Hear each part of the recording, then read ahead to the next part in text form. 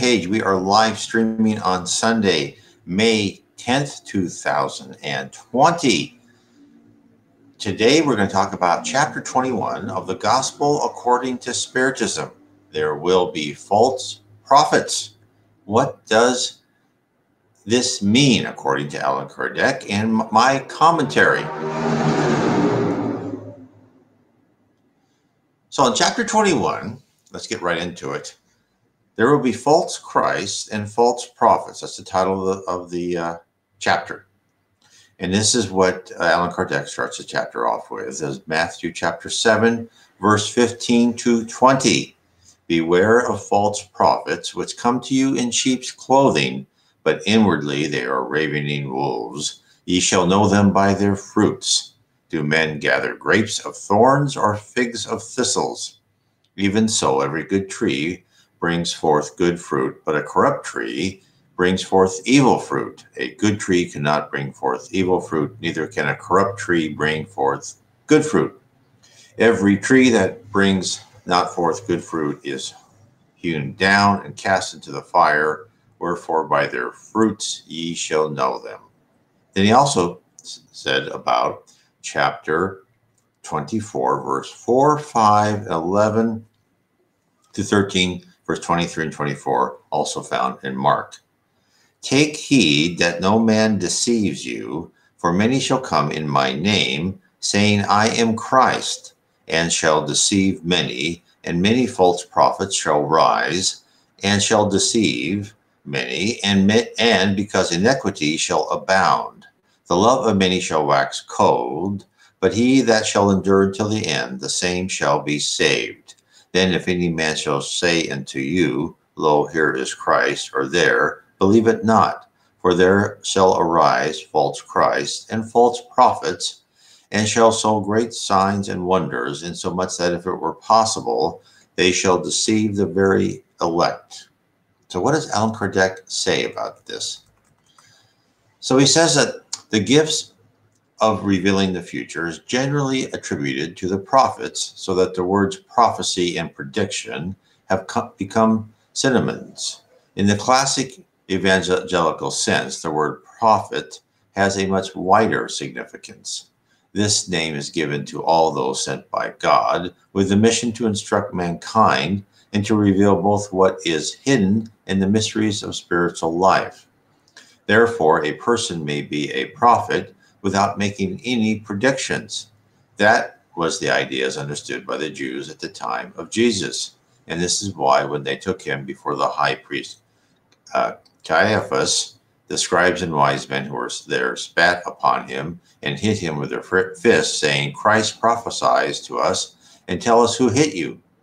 Nevertheless, it has happened that there have been prophets who could see into the future, be it through intuition or providential revelations, so they could transmit these warnings to mankind. Due to the fact of these predictions having been fulfilled, the gift of predicting the future was considered to be one of the attributes of being a prophet. False Christs and prophets will raise themselves up and will do great prodigies and things which will astonish to the point of seducing even the chosen ones. These words give us the true meaning of the term prodigy. In theological interpretation, prodigies and miracles are exceptional phenomena outside the law of nature.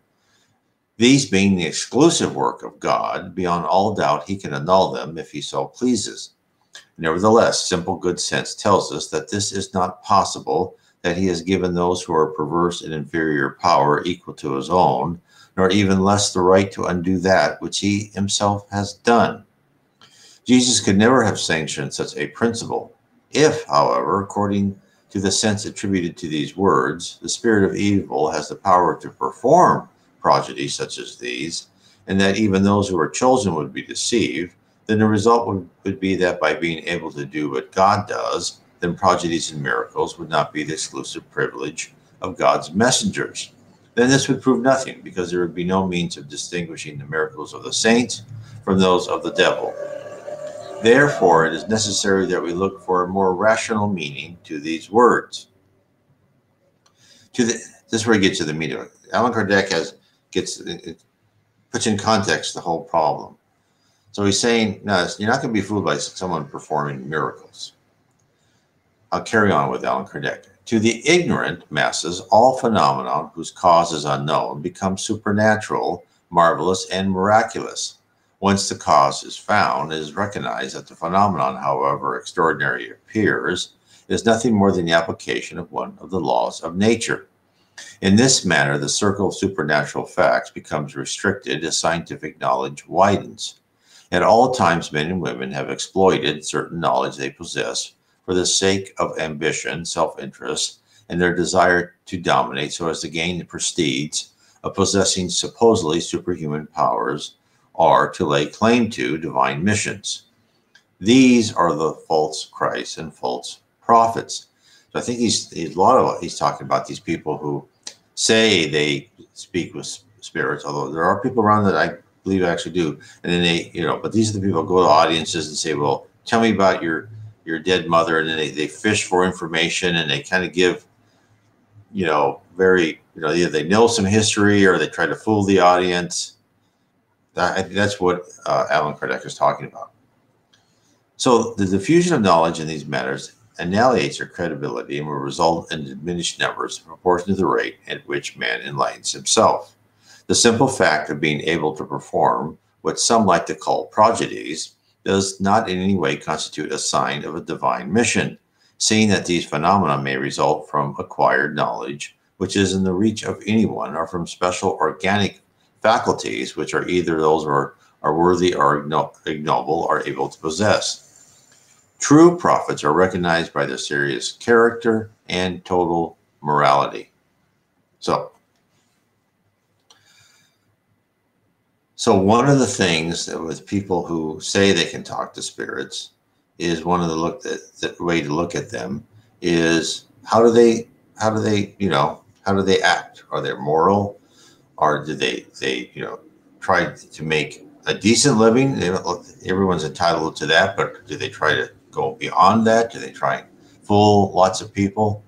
So those are things you need to look at when you look at these people who say that they can, speak to the other side.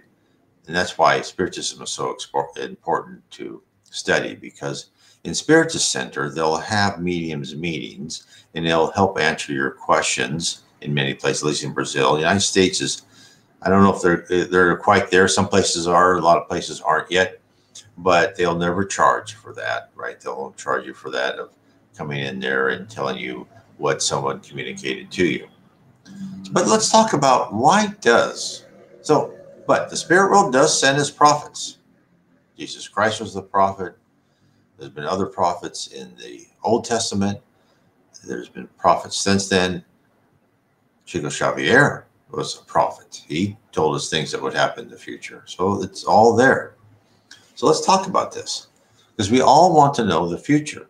And if we had our way, we would get a display of the events that would occur to us every day and be secure in our knowledge of the oncoming possibilities, right? That's what we want. We really want to see the future in relation to ourselves. That is what everybody's interested in. What is the future, but how does it mean to me? So, but let's say you did know the future.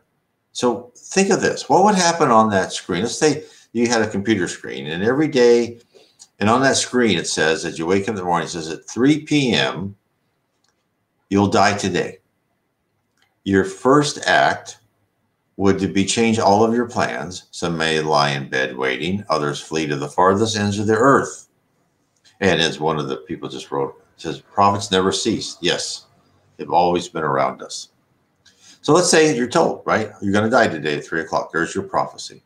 So whatever the case, your normal routine and trajectory would be altered, and the sequence of events that would have led to your death would have to change in order to come to the same conclusion, or it could result in a different end, which would have made the certainty of your destiny fallible.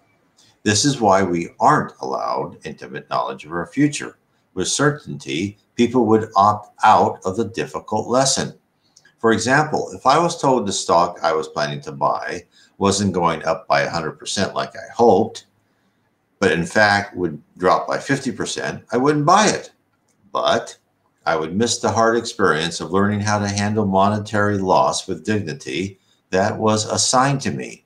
Not walking into financial disaster would actually be worse than participating in it and deriving the valuable wisdom that I would attain, wisdom that would assist me in my quest to become a better spirit. So we have to remember when we're just very curious in about the future, especially for ourselves, why are we on earth? It isn't for us to know the future. It's to improve our character is really what our trial here on earth is all about. We are periodically sent to this rigorous campus, this planet of atonement, where we pay for our past wrongs and are educated in the process. If the spirit world told us the answers to the test before we started the class, we would learn nothing. So that's important to know. We would learn absolutely nothing.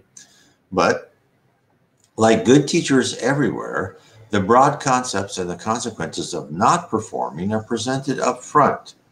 Desired end states are telegraphed, as well as alerting which subjects and assignments are critical. Prophecies sent by the spirit world are no different. Some are meant to spur us on in search of the promised reward, while others are meant as a warning. Each one serves a distinct purpose, which may not be apparent at first. From the first utterings of medicine men or women in primitive tribes to various religious figures, the spirit realm has been in constant communication with the human race. Many messages may be difficult to analyze, but all will leave some little nugget of truth, either as a caution or a carrot to motivate us to work harder. More importantly, there is no rule that what is said must occur, right? Sometimes it's said, maybe it's up to us to either stir ourselves to action or wait passively for the outcome. Keeping in mind always, future events previously planned by the spirit world are malleable. While the overall target, such as moving the earth from a planet of atonement to a planet of regeneration, is set, the exact method to achieve it is dynamic. I'll give you an example. The great Brazilian medium, Francisco Chico Xavier, was originally tasked with producing 50 books of spiritist literature written by communications from spirits. That number increased as the spirit world gauged the impact and reach of Chico's books. Chico was also told to lessen his workload in some areas to concentrate on psychographing books. Hence, as factors change, the plan is modified, just like in our world. And you read that in other books by Andre Louise, where they had this woman last longer because they feared that her death would affect the pregnancy of her daughter. So there are always more factors. The future of the earth isn't set in stone in small little increments. It is in stone saying we're going to move from a planet of atonement to a planet of regeneration. So it's like you need to think of it as like an executive says, yes, we want this project done. And we want this done by, 10 months from now. But how you do the project and what are the events within the project will all be done by the people on the ground, seeing what they're doing, getting feedback, analyzing their mistakes, analyzing things that happen, making new plans. Constantly you're updating plans to get to your end state. It's the same with the spirit world. So when you hear modern prophecies, one of the good examples, Chico's prophecy of 50 years, right from 1969 to 2019, if we didn't have nuclear war. Well, we didn't. So we'll see what happens. He said aliens would come, the good things would happen. We shall see. He never said exactly when, but it would be interesting. But when you hear prophecies, regard those as possibilities given the current trajectory of events at the present time. Heed the warnings and take constructive action to alleviate what you may have done wrong in the past, and in no circumstances violate your conscience, even if you think it is for the greater good. Don't worry about apocalyptic predictions. If you have led a good life, you'll be fine as you pass over to the other side, no matter what the circumstances are when you died. So always remember this: if you're afraid of something, you're immortal. Leaving the earth is nothing more than packing your bags to go home. This is why we have to kind of ignore all the fear created by these news organizations about the current pandemic. Has been told to us, and in fact, I've had some videos on this by different spirits telling us, look, just take care of yourself, follow good, social distancing. But if you are a spiritual person and you have good faith, your odds of succumbing to any type of illness are much lower. Although there are some people who are going to be taken back to the spirit world because they want them to get ready to be incarnated again to help us get to a planet of regeneration. So whatever happens, have faith in the grand design for you. If you're destined to go back to this wonderful spirit world at this time, that's okay. That's why knowing and understanding Spiritism, you are immortal. When you die, most hopefully, everyone listening to this will go to a much better place. It's not a big deal. You'll still be you. You'll still know what's going on with your loved ones. Maybe you can even help them with the spirit world. That's why when you're on earth, just worry about staying focused on improving your spiritual side and helping others.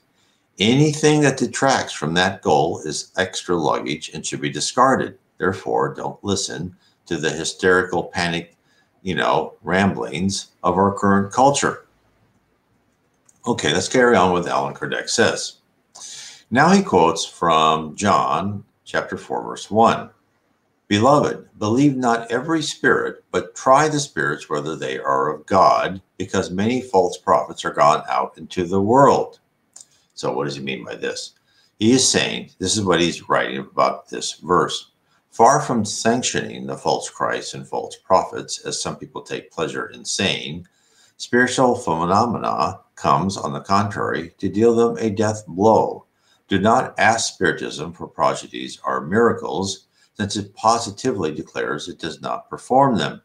In the same manner that physics, chemistry, astronomy, and geology reveal the laws of the material world, so Spiritism reveals other unknown laws which govern the relationships existing between the physical and spiritual worlds. Laws which, just as much as those of science or the laws of nature, by giving an explanation for certain types of phenomena, which until now has remained inexplicable, it destroys all that remains of the miraculous. Consequently, those who feel tempted to exploit these phenomena for personal gain by pretending to be messengers from God will not be allowed to abuse the credulity of the general public for long, but will be quickly unmasked. Moreover, as already been said, these phenomena alone prove nothing. Every mission is proved by its moral effects, and these cannot be produced by everyone. One of the results of the development of the Spiritist scientists is that through research into the causes of certain of these manifestations, many mysteries are explained. So, what he's saying is that Spiritism will mostly, on these messages we had about the current pandemic and our current, COVID-19, is saying stay calm. These things, this is going to pass.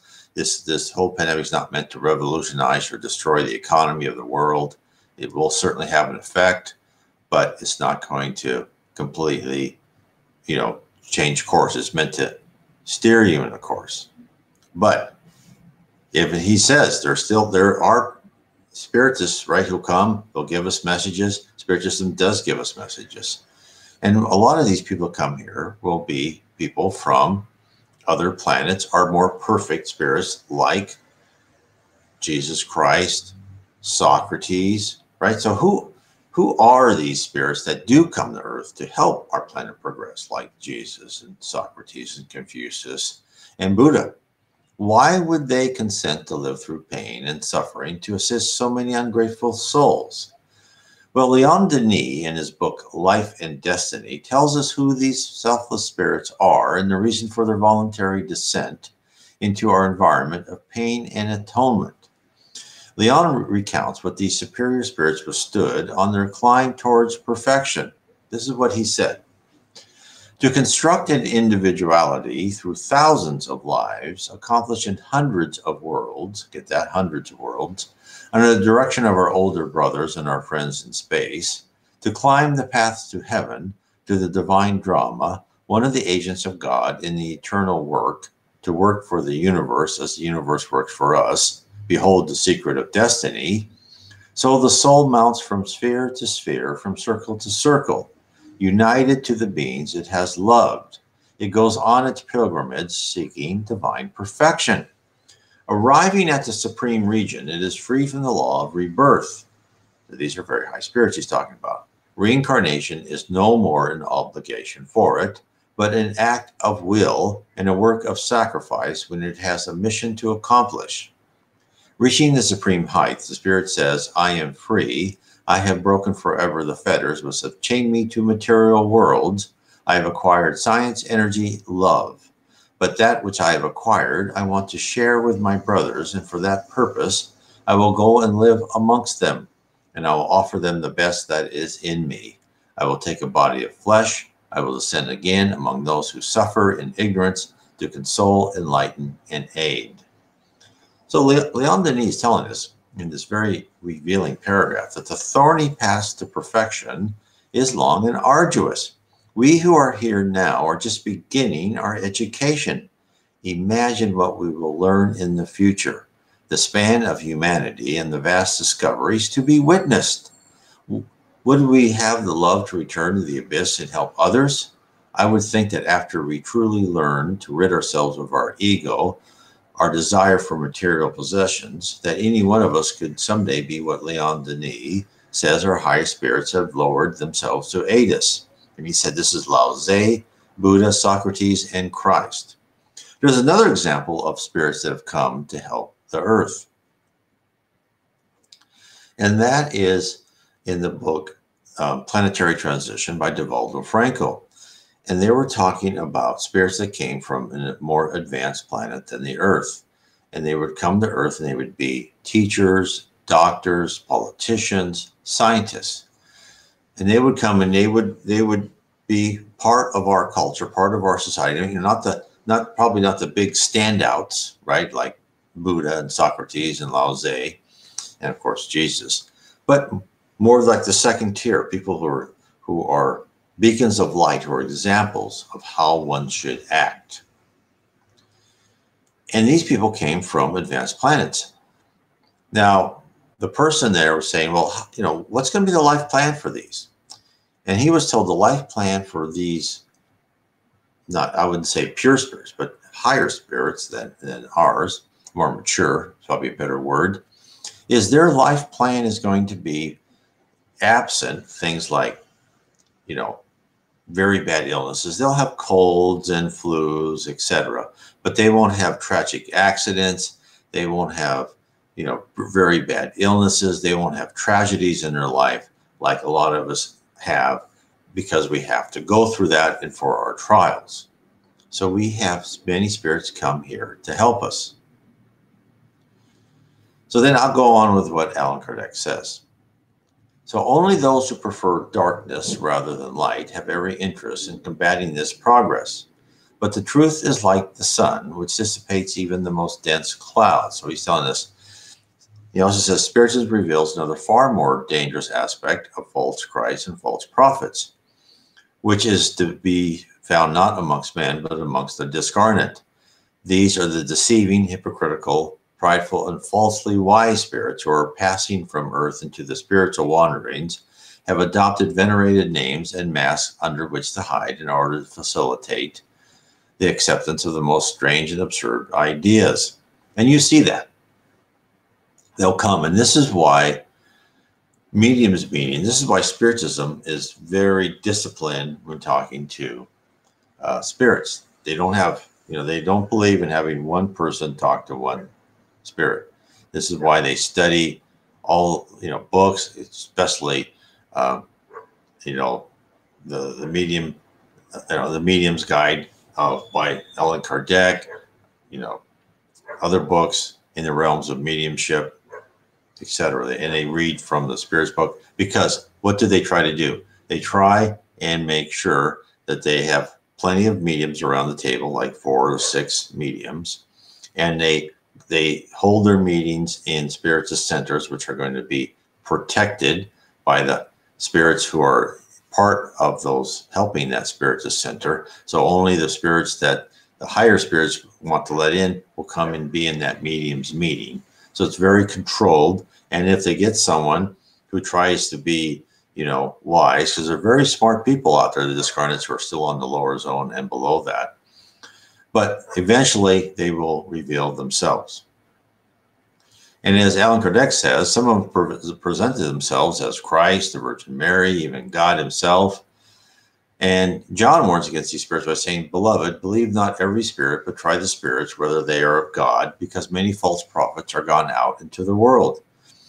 So Spiritism really gives us the means of trying them when it shows us the characteristics by which we may recognize the good spirits, which are always moral, never material.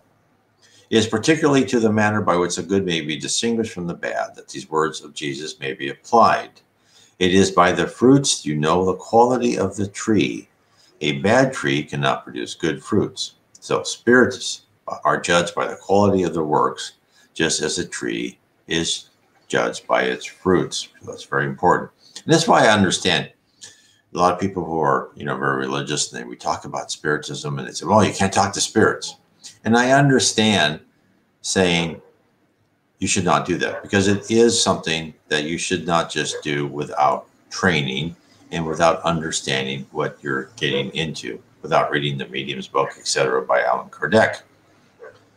But as Allan Kardec said, we're approaching this new era where more and more lay people, not religious priests, right, not the head of a temple or whatever, that hasn't worked for the earth. Now it's more normal people are going to do more and more communication with the spirit world. And that's why, Spiritism is helping create and train mediums so we can do that. So now he goes in the section, instruction from the spirits, the false prophets.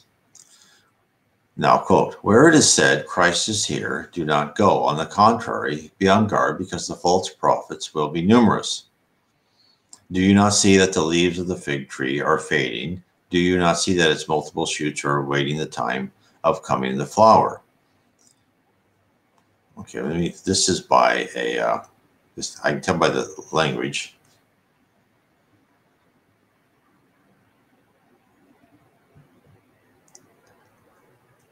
This is from the medium's book. Okay. "Nothing that is pure can come from something bad. My brethren, then this is how you should judge. It is the work you should examine. If those who say they are invested with the divine powers reveal signs of a mission of high order, that is to say, if they possess the highest order of Christian and eternal virtues, which are charity, love, tolerance, and goodness, which conciliates all hearts, and if in support of their works they also present the equivalent acts, then you may say these are the true messengers of God. Nevertheless, be mistrustful of honeyed words. Be mistrustful of the scribes and Pharisees who pray in public places, clothed in long tunics. Mistrust those who lay claim to a monopoly of the truth. No, Christ is amongst these, seeing that those he sent to propagate his sacred doctrine and regenerate his peoples will, above all else, follow his example, be gentle and humble of heart. Those who have to save humanity, which is running towards damnation by their examples and by their counseling, will be essentially modest and humble. Run away from all who show even an atom of pride, as you would run away from an infectious disease, which is apt to contaminate everything it touches. Remember, each creature bears a stamp of their brow, and even more especially in their actions, of their spiritual progress, or their inferiority." So, that is from Louis in Bordeaux in 1861. And we have seen this all the time. We have seen, I don't want to say too many things, but you'll see The people like Chico Xavier are very humble. He lived very simply. He gave most of his income from his books. He gave it away. He created a trust organization. Devaldo Franco has a good trust organization. I've seen him. He certainly doesn't live the high life. He lives okay. He doesn't live poor. I think Chico lived the most humble I've ever seen. I haven't been to his house yet. I want to do that. It's one of the things I'd like to do. But then you see these people who are televangelists. Some of them are really great people. A lot of them are really great people. But I've heard of some people that get on there and say, "Hey, I need this private jet," right? So if someone needs a private jet, that's someone who's not a prophet of God, most probably. So that's why you look at the morality. Look how they purport themselves. And, if they're humble and nice, which I've seen, which I hear from Chico, and I've seen Devaldo, who was very nice, that's what you want to look for. Okay. So let me carry on with what Allan Kardec said. Mistrust the false prophets. So this is what he says. This recommendation is useful in all epochs, but above all in times of transition, such as now, when the transformation of humanity is occurring. So he wrote that in the 1850s. I think it can be true today. And we think, well, that's, 150 years ago. Well, transformation, 150 years. Think of 150 years as nothing to the spirit world. Nothing. I'll carry on. Because of a multitude of those who are ambitious and scheming will promote themselves as reformers and messiahs, we should be on guard against these impostors, and it is the duty of all honest people to unmask them. You may well ask how they can be identified. Here are the things which point them out. The command of an army is only confided to a capable general. Do you believe that God is less prudent than man? You may be sure that he only confides important missions to those he knows are capable of fulfilling them, seeing that great missions are heavy burdens which crush those who are lacking in strength to carry them. In all things, the teacher must know more than the disciple. In order to lead humanity to advance, both morally and intellectually, we must have men and women of superior intelligence and morality. This is why spirits who are already advanced, having passed their test in other existences, are always chosen for these missions, because if they were not superior to the ambient in which they are required to act, their effect would be nullified. Having said that, we must conclude that the true missionary of God must justify his mission through superiority, virtue, magnanimity, result, and by the moralizing influence of his work. We may also take into consideration yet another consequence. If due to their character, virtues, and intelligence, they show themselves to be less than the part they purport to represent, or the person under whose name they have placed themselves, then they are nothing more than storytellers of low character who cannot even imitate their chosen model. Another consideration is that, in the greater part, true missionaries of God are ignorant of the fact. They fulfill the mission to which they were called by the strength of character they possess, seconded by occult forces who inspire and direct them, even against their will, but without premeditation. In a word, the true prophet reveals himself by his actions and is discovered by others, whereas the false prophet declares himself to be a messenger of God. The first is humble and modest, the second is full of himself, speaks with arrogance, and as all who lie, appears to be always afraid, he will not be believed. Some of the impostors have passed themselves as apostles of Christ, others as Christ himself, and to the disgrace of all humanity, they have encountered those sufficiently credulous as to believe in their baseness. However, a simple pondering is enough to open the eyes of even the most blind in this matter. That is to say, that if Christ were to reincarnate on earth, he would come with all his power and all his virtues, unless one admits that he had degenerated, which would be absurd. Well, in the same manner, If we were to take away even one of God's attributes, we would no longer have a God. So likewise, if we take one of Christ's virtues, we would no longer have Christ. So the question is, do those who purport to be Christ have all his virtues? Observe them, scrutinize their ideas and actions, and you will recognize that apart from anything else, they lack the distinctive qualities of Christ, which are charity and humility, while abounding all in those Christ does not possess, as of covetousness and pride. Furthermore, take note that at this moment in various countries, there are many supposed Christ, just as there are many Elijahs, St. John's, or St. Peter's, and it is clearly impossible for all of them to be true. So, I think that is probably as good a discussion as we can do today to give justice to that. So we have been told by Allan Kardec and by spirits that Allan Kardec put into the chapter, there will be false prophets and false Christ, is to watch out for that and to understand that those who do come to earth are humble, and they're not looking for material goods, and they're not going to say, I am your messenger. No, they will be discovered by the message that they give. People will come to them. They don't need to advertise themselves. So I hope this is some good advice. And please, if you're interested in the spirit world and you're interested in more of the world around us and how, what the spirit world has in store for us, please read my book, How We Are Guided by Spirits. This is book 3. Book 1 is Heaven and Below. Book 2 is Spirits in the Spirit Universe. And book 3 is really getting information that was given by spirits to the Reverend G. Val Owen of how we are and countries are guided by spirits, and then what is the future of Earth.